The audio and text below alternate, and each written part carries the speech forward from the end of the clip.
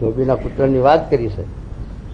એ ધોબીનો કૂતરો ઘાટ ઉપર રહે, નદી કિનારે ધોબી આખો દાડો લુગડા ધોતો હોય એટલે ત્યાં કૂતરું રહે.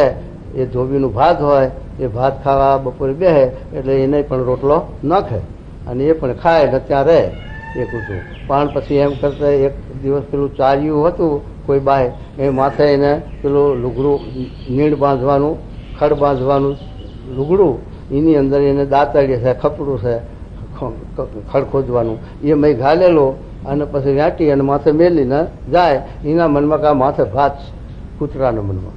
એ કૂતરું હારે હારે હાલ્યો, તે શ્યામમાં ગયું, ખેતરમાં ગયું. પછી પેલી બાઈએ તો આમ કરીને ચાર્યું હેઠું નાખ્યું, મેં ખપડું દાંતરડું નીકળ્યું. કૂતરું જાણ્યું કે આમાં તો ખાઈ નથી ભાત. એ પાછું વર્યું પણ આ શું થયું? ધોબીને રોટલો ખાવા બેઠા. પછી એણે વિચાર કર્યો કે આજ કૂતરું ક્યાંક બીજા વાળા ચડી ગયું છે, માટે કાંઈ નહીં, એને ખાઈ લીધું, કંઈ રાખ્યું વધ્યું.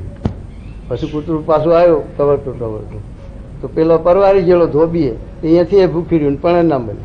એટલે કે કોઈ કહેવાય છે કે ધોબીનું કૂતરું વાટનો નહીં ઘાટનો નહીં, બે બાજુ જ ખોયું. એમ આપણે બે બાજુથી પછી જાય, ના રહી ઘરના કે ના રહી આય ના. માટે સમજી બ્રહ્માનંદ સ્વામીએ લખ્યું ને કે હોરે હોરે યુદ્ધે ન ચડીએ અને ચડીએ તો બસ. અરે